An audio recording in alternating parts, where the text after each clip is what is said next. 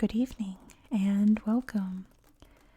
Tonight we will be going over the history and geography of Blue Nile in Sudan. You can see part of it. Sudan. As the name suggests, the Nile River flows through Blue Nile State. There are two branches of the Nile, the White Nile and the Blue Nile. You can see the neighboring state is called White Nile because you can see the White Nile River flowing up through it. And the Blue Nile River starts over here in Ethiopia in Lake Tana and comes down and flows through there. Both rivers meet up here, you can barely see, in Khartoum, the capital of Sudan, and they just merge into the regular old Nile River that we all know that flows up into Egypt and out into the Mediterranean. The most important aspect of the Blue Nile in Blue Nile State is the Rosaires Dam. You can see Rosaires Reservoir right here in the town of Rosaires. The capital, however, is right here on the shore, I guess, of the reservoir, and Damazin. The rest of the state is pretty much just farmland, since this dam and reservoir is used for the crops that are grown throughout the state and this part of Sudan in general. Of course, the Nile very famously floods once a year, so dams like this help to control that flood so that crops can grow all year round. The state also borders South Sudan right here and Ethiopia, which is actually very important to its history. Just recently I covered this region of Ethiopia, Benishangul Gumuz, and I am definitely going to link it up there. And if you want to learn more actually about Blue Nile State, be sure to check out that video. And that is because many of the ethnic groups that live here also live here. And this leads us into history just a bit because, again, I do talk about it in that Benishangul Gumuz Ethiopia video. This region was just kind of a no man's land for the longest time. It was just people living everyday lives, raising crops, herding their animals, just living little quiet lives along the Nile, right? The Mahdist uprising occurred in Sudan against the British. As they were taking over Egypt, they were coming down into Sudan, and the people here rose up and were fighting back. Ethiopia thought this was a good opportunity to come up and invade and conquer as much as they could. And they got about this far. The line was drawn. This half of the region became Ethiopia, this half became Sudan. So ethnically, there is no line here. The cultures are very similar on both sides. So that is why I suggest you watch this if you want to know more about the ethnicities of the people that also live here. There are over 40 ethnicities that live in Blue Nile State. Most of them live also in Ethiopia. The main prominent one that doesn't is the Hausa, who live all throughout Western Africa into the Sahel region out into here. We're going to talk more about them in a minute. The Rosaires Dam was built in 1966. It was extended, I suppose, in 2013. And the rest of the history that I have for you is quite sad and devastating, to be honest. Starting in 2011. Now, a lot was happening in Sudan in 2011.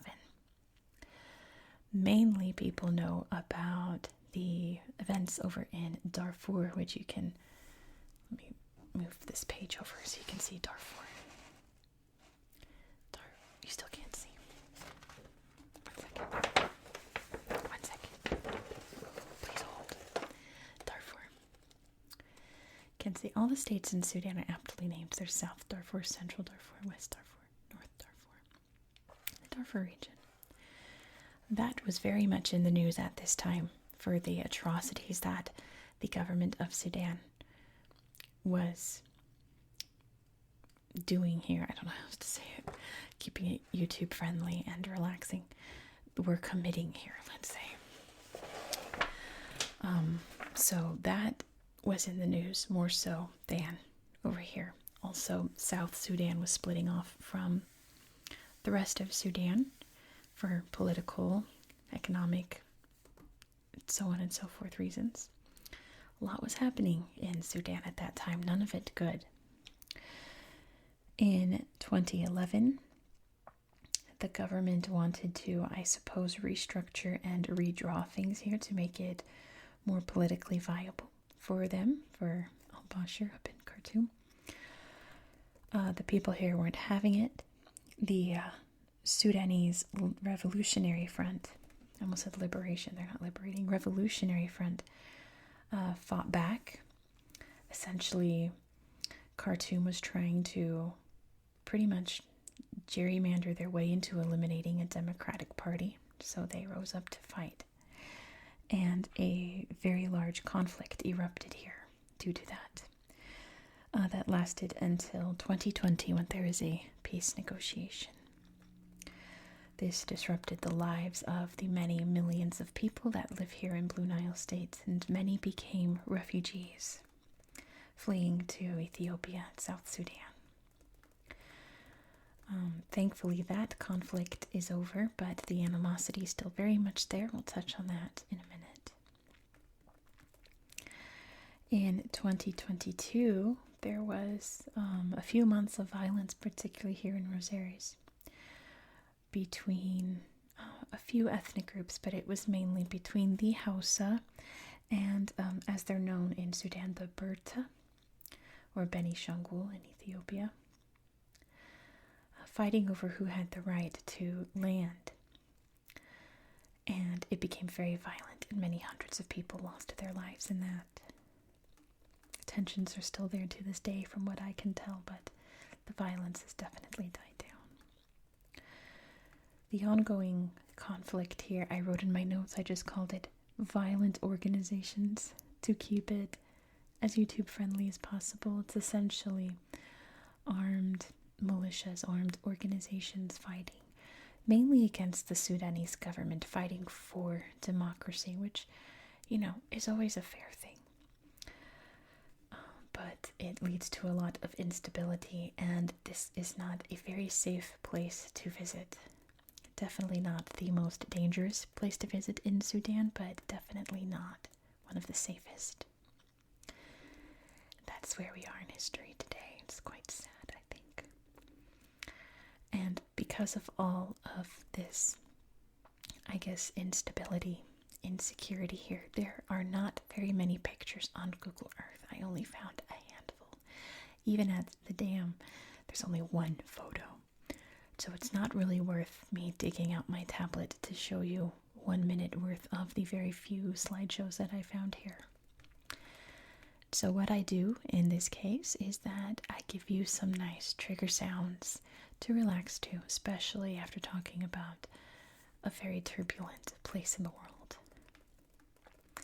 So since we are talking about the Blue Nile, the flowing of the water here, we're going to have some water sounds. First, just to get some, of course I didn't place it in a place that's easy to reach. I filled up this water bottle with a little bit of water. We got this bottle at the Grand Canyon, and we're going to make some nice sounds with it. I also grabbed, because I wanted to find bottles of varying water heights, I grabbed some iced teas out of the fridge. This one my brother-in-law almost drank all of. I told him today, don't drink the rest of that, I need it. We got some raspberry iced tea here. to make some nice water bottle sounds and swishy sounds. And also because I don't really hear this sound a lot when it comes to water triggers. Just a full, unopened water bottle. I think the little blob blob sounds of a full bottle make some great sounds. Again, this is the raspberry iced tea. But I'm going to do this for you. So enjoy some tapping sounds, some crinkle sounds, and some liquid sounds. Thank you so much for watching. I do hope that you found this video to be relaxing and educational. And I hope that you have a good night. Good night.